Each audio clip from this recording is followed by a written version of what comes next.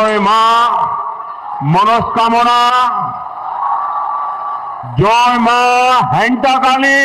আমার দেশের প্রধানমন্ত্রী নরেন্দ্র মোদীর মুখে এই কথা শুনে জয় মা হ্যান্টা কালী। আমি তো প্রায় হতবাক।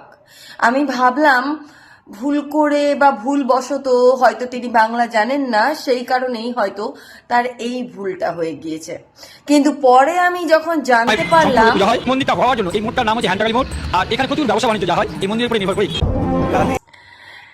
যে সত্যি হ্যান্টাকালীর মন্দির আছে, হ্যান্টাকালী মায়ের মন্দির আছে, সেখানে উনি খুবই জাগ্রত এবং সকলে ওনাকে পুজো করেন, অনেক ভক্তি শ্রদ্ধার সহিত সে পূজিত হন।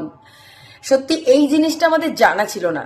আজকে অন্য ভাষী, অবশ্যই বাঙালি নন উনি, ওনার মুখ থেকে কিছু ভুল হতেই পারে বাংলার ব্যাপারে, সেটা একটা স্বাভাবিক ব্যাপার। যেরকম আমরা হিন্দি বলতে গেলে একটু একটু হলেও তথস্থ হয়ে যায়, সেই রকমই হয়তো উনি দেশের প্রধানমন্ত্রী, ওনার জানা উচিত। কিন্তু তবুও আমরা একটা সাধারণ মানুষের দিক দিয়ে বিচার করতে গেলে একটা মানুষের নিজের ভাষা বাদ দিয়ে আদার্স ভাষা বলতে গেলে একটু আধটু বাধা, একটু আধটু ভুল ভ্রান্তি হতেই পারে।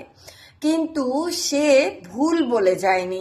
আজকে যারা সব লাফালাফি করছো ভুল বলে গেছে, ভুল বলেছে, তাদের কাছে সত্যি এটা তুলে ধরাটা খুবই দরকার।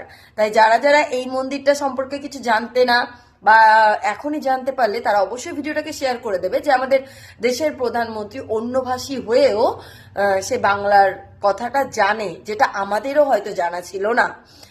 যাই হোক, অন্য কারোর সাথে আমি কম্পেয়ার করতে চাই না। যেহেতু এই ভিডিওগুলো খুব ভাইরাল হচ্ছিল যে জয় মা হ্যান্টা কালী বলেছে বলে, সেখানে অনেকেই অনেক রকম ভাবে বিদ্রুপ করছিল, সেই জন্য আমি ভিডিওটা তোমাদের সামনে তুলে এনেছি।